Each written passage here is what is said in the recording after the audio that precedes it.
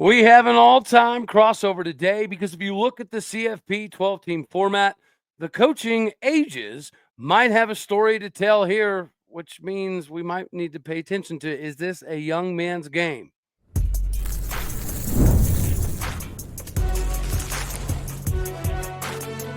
You are Locked On College Crossover, part of the Locked On Podcast Network. Your team every day. Howdy, y'all. Hello, all. Welcome back to Locked On Oklahoma State. And we have a crossover today, so we also need to bring in Locked On Utes, JT Wistersill. Brother, man, how are you feeling today, my guy? I'm fantastic. Anytime I get to record with you, my friend, whether it's a squad show or us squaring off one-on-one, always a blast. Appreciate you having me on. There it is. Absolutely. I'm excited for this one. We've got a lot to discuss here, but we also have to remind the fine folks out here that this is partially brought to you by Gametime today. Download the Gametime app, create an account, and use the code LOCKEDONCollege, all one word, for $20 off your first purchase. Get squared away with Gametime, the bee's knees for all of your ticketing needs. All right, buddy. So now we get to kind of dive in here. And whenever you're looking at the coaching landscape as it pertains to the CFP format, which is what both of us have aspirations for our team to get to this next season, fun little trinket of thought here. There's 4 coaches that were in their 30s, under 40. There's 4 coaches that were in their 40s, under 50. 3 coaches in their 50s, and 1 singular coach over 60 in the entire 12-team format playoff, which begs the question, is this now a young man's game as Mike Gundy enters his 58th year of life? And your main man, Kyle Whittingham, I think he's, 65, correct? Yes. Mm-hmm. So we've got some guys that have been in the game for a long time. They've been on the sidelines at their respective schools for a long time as well. Do you think that there's validity to the fact that it could be a young man's game, or could either one of our older statesmen find a way to still navigate in this landscape? What do you think, bud? There is no doubt to me that it's becoming a young man's game, but that does not mean that the old dogs don't have 1 or 2 more tricks left up their sleeves. I think it's really interesting. You look at Kyle Whittingham, worst year he's had in a long time. Mike Gundy, worst year he's had in a long time. Kirk Ferentz at Iowa, another one of the older coaches, right? They were pretty irrelevant in the Big Ten last year. And look, I think this is an opportunity for the older coaches to really try and make one last stand, maybe 2, because if not, Gundy and Witt, Ferentz, maybe even included, could all be gone. We're seeing Bill Belichick try to step into this now, so he's another one. At the end of the day, the reason I think all of these guys can make one more stance, and obviously Belichick is a big key in all of this because he's maybe the greatest football coach we've ever seen, is because these guys know ball. And at the end of the day, they have adapted. Both Kyle Whittingham and Mike Gundy, if we can focus back in on them, in the last 3 years have led their teams to conference title game. Both Oklahoma State and Utah fell victim to older quarterbacks not performing up to their standard. And other older players as well, maybe not stepping up as well too for Utah or Oklahoma State. But I do believe that both of these teams can have big years next year and make it back to the Big 12 title game because, simply put, these coaches have done it before. Bro, I thought this was going to be a nice, polite, kind, amicable ordeal, but you're bringing up older quarterbacks like you're trying to get the veins in my neck to pop out, all right? This is not the way we're supposed to start this, but I will jump on board here and talk about the fact that I think the old dogs have new tricks, especially as it pertains to Oklahoma State, primarily because this is an unprecedented time in Cowboy coaching where Mike Gundy fired literally, physically, almost everybody. If you had a pulse and got a paycheck at Oklahoma State last season, you're not really here anymore. You're gone, right? So sometimes you need that kind of shakeup. You could make the argument that maybe this sort of shakeup should have happened potentially a little bit sooner, and it allowed us, not allowed us, it actually forfeited our capabilities in this previous year because we had some complacency. So the shakeups that we have on the defensive side of the ball, offensive side of the ball, at all of the position, I think it does accentuate the fact that Mike Gundy understands there is a new lay of the land. And as much as he doesn't like the transfer portal, much like Dabo Swinney, he doesn't like the landscape of college football and how they're turning into employees. You do still have to find a way to navigate or get out, right? And Mike Gundy's not ready to quite get out yet, and I don't blame him. Same with Kyle Whittingham. There was probable information out there that when you name the head coach in waiting style of thing and you're 65 going on 66 years old, that potentially this could have been Kyle Whittingham's last season. Yeah. And theoretically, okay, if you go off of the Board of Regents timeline that they gave Mike Gundy, we went a couple hours without a coach, right? So there was some trepidation in both Mike Gundy and Kyle Whittingham coming into the season. Clearly, they're both returning. As I just said, O State's cleared out its entire staff. What do you think Kyle Whittingham has done that gets the same level of excitement in Salt Lake City? Well, not complete coaching, just tear down, like you talked about with Mike Gundy, but offensive side of the ball, offensive coordinator resigned during the season. So, and you let go of the interim, and you get a new running back coach in there, a new wide receiver coach. So a little bit of a makeover. I'm glad Utah kept the defensive staff in check. The defense was not the problem this year. It was the quarterback position more than anything. I mean, even the wide receiver coach, Alvis Whitted, was let go. I thought he did the best he could with a bad situation. It all comes down to quarterbacks. That's what really hurt for Utah. And Utah, their offense is to get more innovative and more creative. So what did they do? They brought in Jason Beck, who led the fourth best offense in college football last year. And what was the other thing that Utah didn't have? They didn't have a quarterback. They brought Jason Beck's quarterback with him, Devin Dampier, who was the only quarterback in the country to throw for over, I think it was like 2,500 yards and rush for 1,000 yards too. So a true dual threat presence there. That is getting back to something too. Kyle Whittingham loves to run the ball, so now you'll be able to do that even stronger. But just, I think for Witt, in order to succeed, you have to give Jason Beck the ability to run his offense. You cannot hover over him and say, no, you can't. Like, Devin Dampier did have 12 turnovers last year. You're going to have to live with some of those turnovers in order to get a high-scoring offense that Utah had last year. So I think the way for Witt to succeed is you have to take a hands-off approach even more with the offense. Let Jason Beck be Jason Beck, and the results could be big in 2025. I mean, for you, what do you think the Cowboys need to do in order to kind of bounce back and be a contender? Well, I do think that we've done more than enough to at least put us in that conversation, which we're about to get to here in segment 2. But lastly, I will say, as it kind of sits with the older generation, the younger generation, you threw in Willie Fritz into this conversation as well. The fact that these old dogs now have watched this thing from their universities, like Whittingham and Gundy, I think the biggest thing that I find reassuring that both of them came back is they're not going to want to go out with those seasons. And to me, that is absolutely massive. Mike Gundy, you'd mentioned, worst season basically in his history. We have had a comparable record in 2005, his first year, but the last time we went over in conference play was 1994. So you could theoretically say this was our worst season ever, even before Mike Gundy. So this is a really good scenario, I think, for both of them because they've come up through the system. They've seen the different layers and iterations of Utah and Oklahoma State, both from a facility standpoint to a recruiting standpoint to different iterations of the league, right? Because the Big 12 went through some changes at different points in time as well. Obviously, we've been reunited again with Colorado, which I do find pretty amazing. Deion Sanders is another dude that I think does bring a good light. But you also, just like we talk about, blue bloods help drive some of the TV numbers. When you have some of those coaching names like Mike Gundy, Kyle Whittingham, that accentuates that blue blood style of conversation, at least from the coach's perspective, which sets up big marketability for games. Kyle Whittingham versus Mike Gundy, it's always going to be brought up as a big game because it is.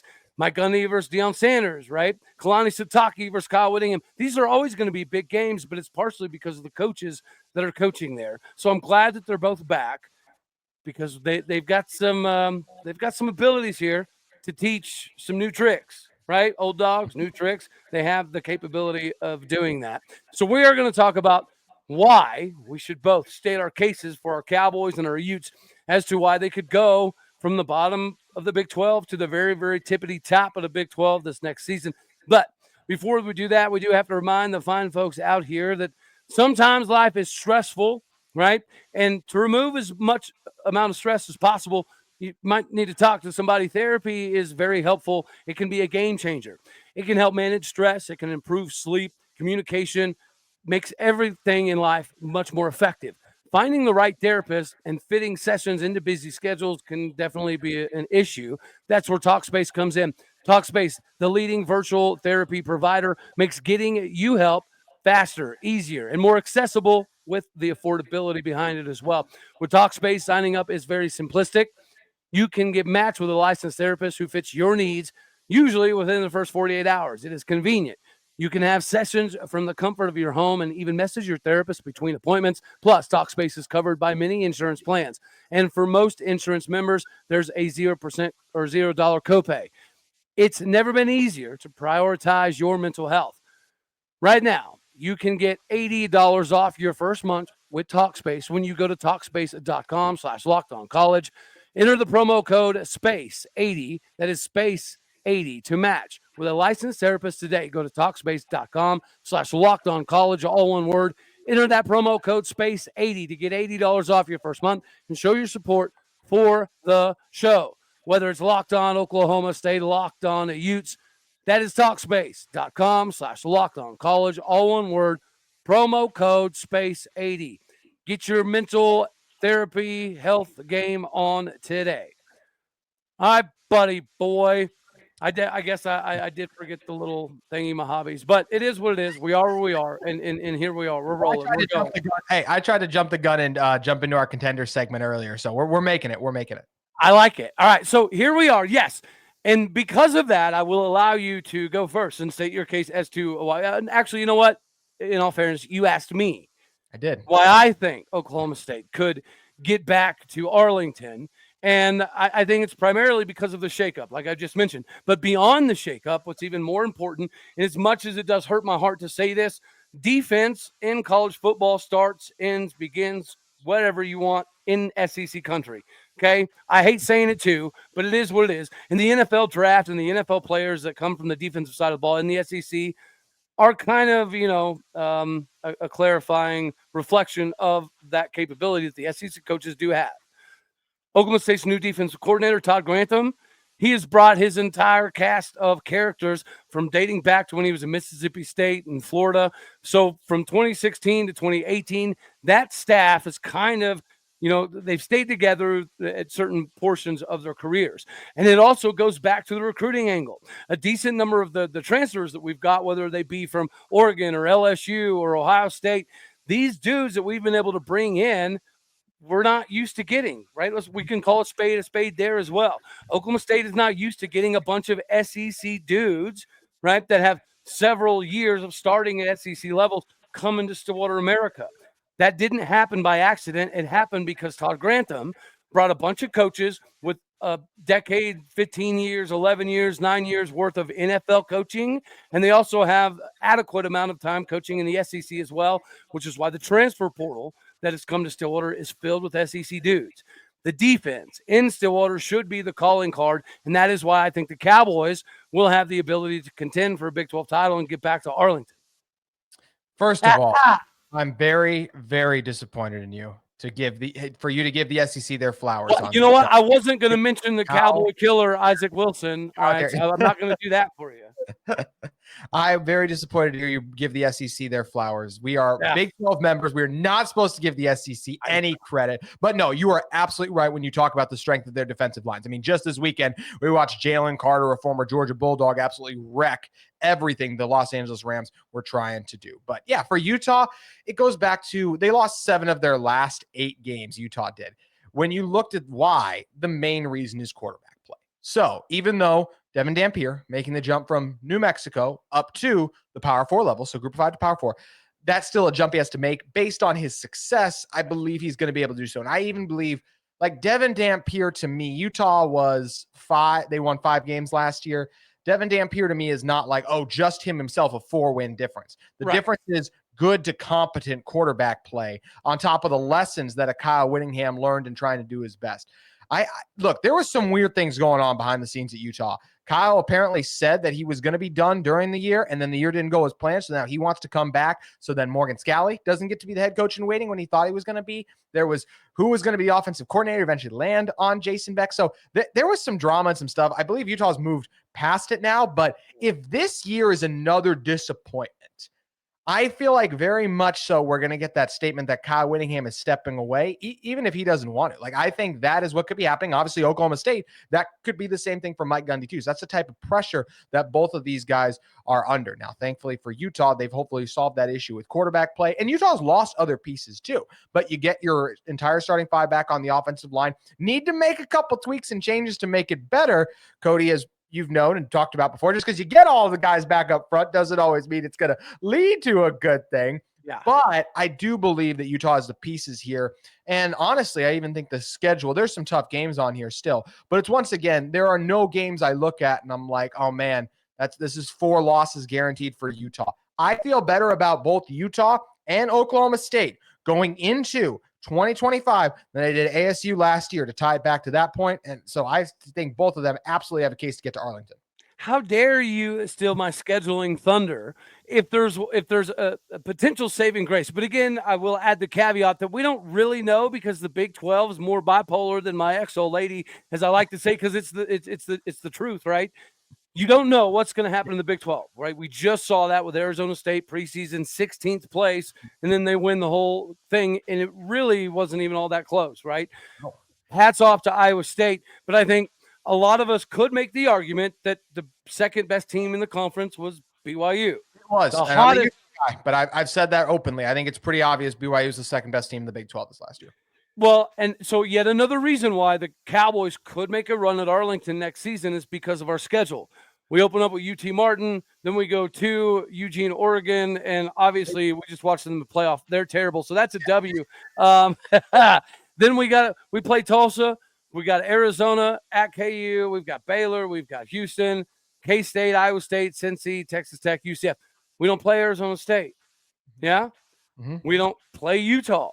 Yep, luck out. Yeah, you guys don't want the Utah smoke. We know that. It's okay. We do. Oh, get out of Dodge. Well, here's the Utah matchup could come in Arlington. That is the only possibility of us meeting up. So, again, our schedule, the fact that we're loaded with a bunch of SEC and Big Ten guys that have transferred into Stillwater America with all the new coaches that have a long NFL and SEC pedigree. Those are some of the things. The quarterback battle, I think, is going to be fun, right? We just brought in Haas Haney, and there's not very many quarterbacks in America. I don't know what Devin Dampierre runs, but I do know that Haas Haney runs a 10, 6, 300-meter dash.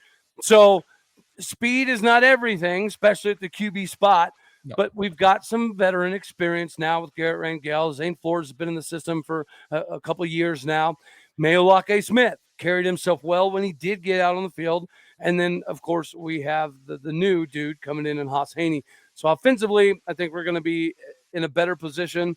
The schedule, I think, does set us up to be pretty successful. Yep. Right? There's nothing on our schedule that I think is murderer's row. Baylor's obviously going to be good. Oregon's going to be an issue. Texas Tech, Kansas State, but outside of that, right, going to the Bouse House is a little sketchy. I will admit that. But the schedule, I think, also sets us up for an opportunity for us to potentially meet up in Arlington. And that leads us to the end of this segment 2 here before we get to segment 3 is it is a shame that we're not playing because I think Smack Talk last season the game equaled what the buildup was supposed to be. Now, both of us kind of derailed the rest of the season after that game.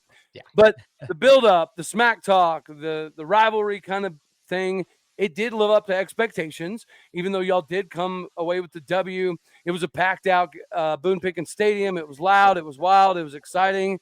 And, it didn't go our way. But at the end of the day, for us to get back, the fact that we don't play each other could build a little bit more because I know initially, like you, I was like, well, this is bull honky. We don't play Arizona State or Utah, right? Mm-hmm. That kind of stinks. Those are some of the teams you want to play. But then you have the realization of, well, if we're talking about a potential rival and we beat Utah in Arlington, that could build it up even more. Oh, it absolutely could. I mean, to beat Utah and Oklahoma State, those are two – yes, down years last year, but those are two of the Big 12's biggest brands of recent memory. So a win in the championship game for either side over the other would be absolutely massive. And for Utah, I'm really disappointed we're not playing Oklahoma State. To me, of all the Big 12 teams, and we're going to play Baylor for a third time this year. I got a lot of mutual respect between Baylor. but I really think it was an offseason built up of these are going to be two of the contending teams in the top of the conference. Utah fans can be a little vocal. I think they felt you and a lot of Utah fans and with the talent they were returning on paper. This is why me and so many Utah fans were high on this team coming in the year, felt like, hey, we deserve to be the preseason favorite. Oklahoma State fans were mad because you guys felt like, hey, we just made the conference championship game. We got all this talent back too. This is our conference. We deserve to be the favorite. So everyone had that game September 21st circled in Stillwater. And also that was a big moment for Utah because Cody, I love you, but I remember you and many people were questioning, hey, can the team from the Pac-12, which in the past has been known for not being as physical a brand, come in and compete like that? And Utah was able to win that game. We were all fired up. And guess what? That ended up being Utah's Super Bowl because then the season went completely off the rails after that. So when you combine just all of that off-season excitement and hype into what that game meant, to me, obviously BYU is Utah's top rival in the Big 12.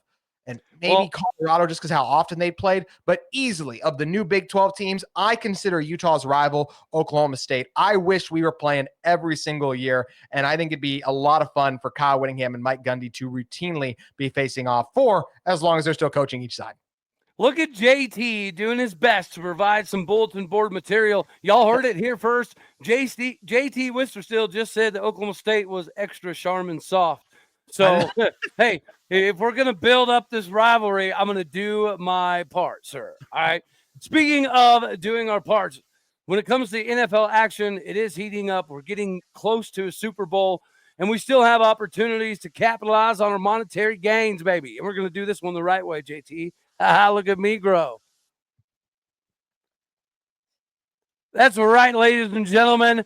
FanDuel is the bee's knees for everything that you need, and Gametime's even better than FanDuel. When we're talking about capitalization, when you're trying to get tickets for the NFL playoff action, nothing is going to be better than Gametime. The energy, excitement, and connection that you're going to have with other fans is going to be completely unmatched. The thrill of seeing your team reach the top of the NFL, it's a memory you'll never forget. This year, Gametime is going to make it easier to create those unforgettable moments with their new features, Gametime Picks. It filters out all the fluffy stuff and shows you just the best deals on the best seats so you can focus on what matters the most.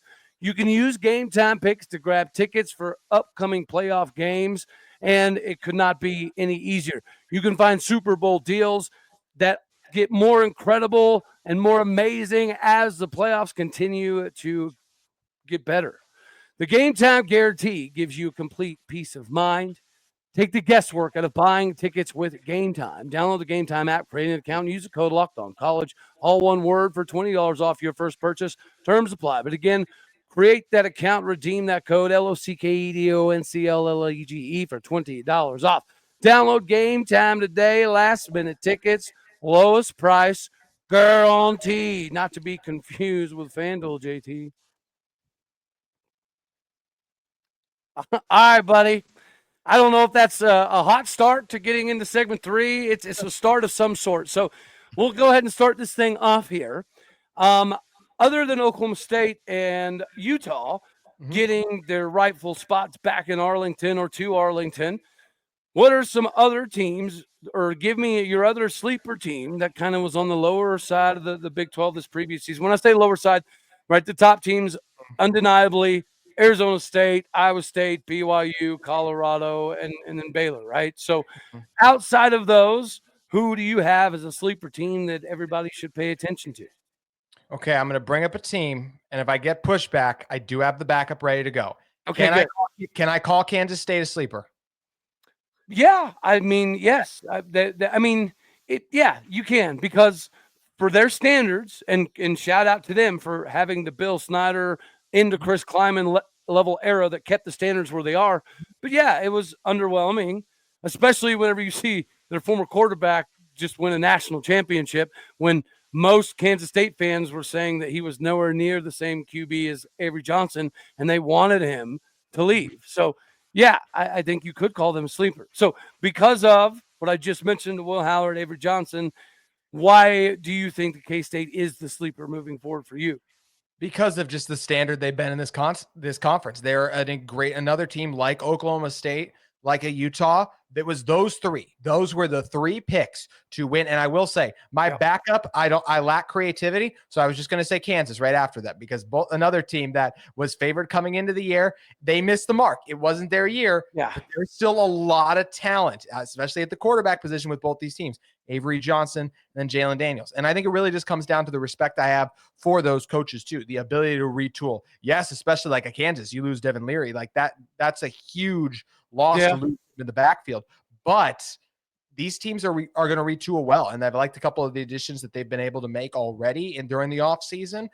And I just think, look, Kansas State being 5-4 in the Big 12 is weird. And I just can't. And seeing, even like Arizona was down there, obviously Oklahoma, like there's a lot of brands that can bounce back, but Kansas State has won right away. It was Avery Johnson's first year starting. I do expect him to make a major leap and have a big bounce back season. There's a lot of other talented players littered throughout that roster. This offseason, you're going to see Arizona State get a lot of love. I think it's really going to be really hard for them to replace Cam Scadaboo with what he meant. I do expect Iowa State to be right back up to the top. BYU fans are going to talk themselves into being a contender again. We'll see if they can actually keep it up all the way through the season.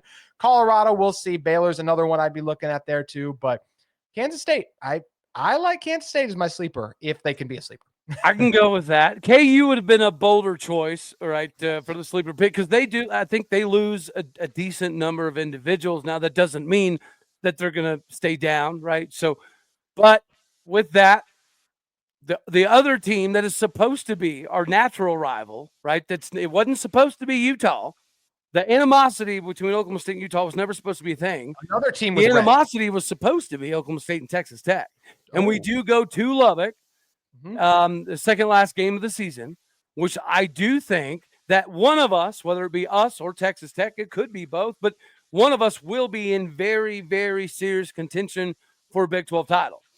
And part of my justification here is I've been a massive proponent of Baron Morton from the get-go. Whenever I watched him play as a freshman, I was like, oh man, this guy's going to be a problem because he's athletic. He's very mobile. He does a lot of the off-platform stuff, right? As a pitcher, he can throw from over top. He can throw submarine. He can do a lot of that, which has now become much more popular.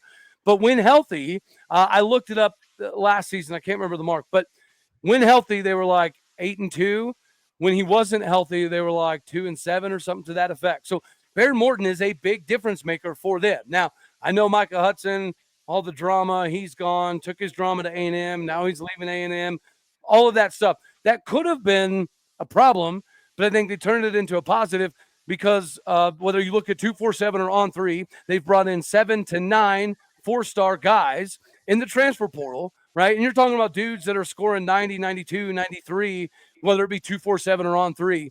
When you bring in that massive number of individuals that, again, kind of like Oklahoma State's transfers, have big-time SEC, Big Ten style of jobs where you've already started, you've already played games at major conferences.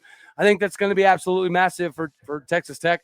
I'm buying into the Joey McGuire hype, and I actually have that one circled because I think the new palace they've put together there in Lubbock is a pretty cool-looking stadium atmosphere as well. So I'll show up and I'll wear a helmet. So if I get hit with batteries, I will survive the night. But hopefully it's a wild one of 2 ranked teams that are competing for a spot in Arlington. I think it's a definite possibility for both, maybe even more so for Texas Tech. They have long been a team. I remember even a couple of years ago, our guy Drake picked them to win the Big 12. For a long time, people have been waiting for Texas Tech to take that next step. They have with their pockets. Top 3 transfer portal class. That is a heck of a group you put together. Yeah. But I'll also say this, and I think Texas Tech could absolutely be in Arlington next year. But also I'll say this, the number 1 transfer portal class last year, and I know they're not number 1 Texas Tech, but just it doesn't mean everything just because you land the talent, was Ole Miss. And they would go on to lose to Kentucky. Anything can happen on any given Saturday. And just because a roster looks good on paper, as me and my good friend Cody Stovall both learned last year, doesn't mean it will all come together. But I think that's a really good sleeper pick. And isn't it amazing, Cody, how many different teams we really could have chosen for this list, honestly? Well, and I have to always give shout outs where they're warranted. A brand new 4-corner school won the conference. Yeah. Nobody saw that coming. No. Nobody saw that as a possibility.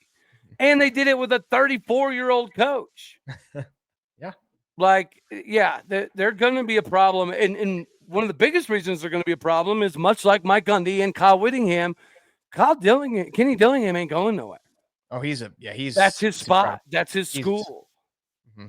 So he's going to be the best coach in this conference, I think, personally, for a long time. I love Deion Sanders. I love Kalani Sitake. I think both Witt and Gundy are on the way out in the next 5 years. Neither one of them I expect to be there. Maybe Gundy will prove me wrong with that. But, yeah, I think Kenny Dillingham is a genius. I'm a huge fan of what he's done. And it's a bummer he's in the Big 12 for now. I will say, I think some of these big – even though, yeah, he should stay there, and NIL makes it possible, all it takes is for USC to move on from Lincoln Riley, Florida to move on from Billy Napier.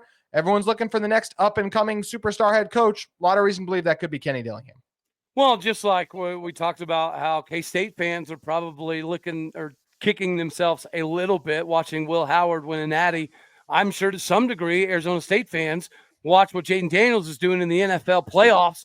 Like, dang, man, he was I had a friend text me about what he wishes had happened to Herm Edwards for the things he did to set this program back. Which is crazy, dude. When they hired Herm Edwards, I was like, oh my gosh, like they're going to be a problem. And he did have like a 9 or 10 win season. So he did have a big year, but yeah, there was so much nefarious activities going on. You know, like Step Brothers, there's so much room for activities. They were like, look, there's so much room for us to do sketchy stuff. That's how it worked under Herm Edwards, which is a crying shame. And it's good to see Arizona State give where they got this season. It was also good to see the battle that they gave Texas, because I do think Texas was definitely one of the top 4 teams in the country. So if Arizona State would have gotten that done, again, I think it would have helped with the conversation and the negative connotations kind of attached to the Big 12. But here we have another time, and I'll say it just like I said it last year. That's why I've got my Arizona State gear on, huh? Fear the fork, baby. I don't give 13 hoots or poops who it is. The Big 12 needs to end up in the natty. Even if they pull a Notre Dame, I'm okay with that. I know that's like, oh, that's defeatist mentality. That's second place, blah, blah, blah. No, the Big 12 needs to garner as much attention before the next conference realignment window happens. Because as it sits right now, dude, I don't know that anybody can make the argument that other than – I don't even know if you can make the argument that Clemson is good enough to keep the ACC afloat forever. Do we have a blue blood? No, we do not.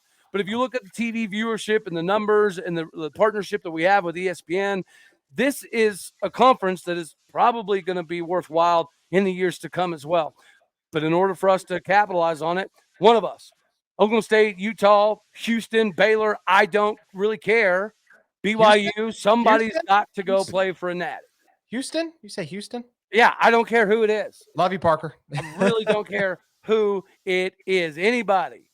KU. Yeah. I mean, dude, we're throwing shots at Houston, as we should. But, I mean, we were last place, so maybe we should throw shots at us. But again, Arizona State used to be 16th, ends up first with a young coach that everybody, even Arizona State people, were like, well, Kenny Dillingham's so young. This is so new to him. Probably going to take him a few years, right? Mm-hmm. To get his weight underneath him. It took him not even 2 years. It took him 1.5 years to get this thing rolling. They lost 55-3 at Utah before last year. Like that was this year they beat us at their place. I did not realize that. We beat them 55-3. So yes, coming into the season, I was very confident in Utah winning that game. And it's just amazing how quickly things can flip and change over the course of a college football season. Well, you know what? Cam Scattaboo is no longer the dude. Now, the guy they got from Army, he's a problem. He's a problem, too. He reminds me a lot of Ollie, to be honest with you. Mm-hmm. Yeah, so he's going to be an issue, but the issue of the untackleable Darren Sproles-esque individual, that was my comp, Cam Scattaboo. Like, he just bounced off tackles, whether it was 5 people, 6 people, 2 people, it didn't matter. And he did it against the arguably the best defense in the country. Yep. Like Texas has 8, 9 NFL dudes right here, right now on that starting 11 easily. I know that Ohio State and Jim Knowles, former Cowboy defensive coordinator, and that should come back someday. I know they just won the Natty, and you could make the argument they're the best, but I don't know, man. I really don't know. Real quick, any Big 12 team, to go back to what you're saying, making a national championship run is a massive win for the conference. Yeah. Utah with better quarterback. Cam Rising was on one leg. Like, you could easily make the case. I think Arizona State was the best team in the Big 12. I think they would have won the Big 12. But that is, if you get better quarterback play for Utah, you're right in that game against an Arizona State team that, forget the targeting call against Texas, just stop them on 4th and 13. And they're the ones moving on playing Ohio State. Their parity in college football is incredible right now. And it does not take that much to get yourselves in a position where you can earn the upset over the Big Ten or the SEC team, despite what the fans of those teams would have you believe. Dang it, JT, what a phenomenal segue for us to skedaddle on off of here. It's almost like you've done this a time or two, and you might be Chris Level. Watch out. JT's professionalism is coming for you, my guy. Yeah, so great segue, because you just said Cam Rising was playing with one leg, and ironically enough, Alan Bowman was playing off of one leg. The difference is one of them was willing, one of them wasn't. That's all we're going to have for this one right here. From everybody in Locked On Oklahoma State country, thank you very much for making this your first listen. You could be anywhere, so happy you choose to be here. JT, you're locked on Ute country. Very happy that we get to do this and have these crossovers. It's a crying shame that our teams aren't great in basketball. Yep, not great. We still beat you guys, so we're not dead last. You know what? I walked into that one, but that means we're walking out. All right, love you. Goodbye. Yeah.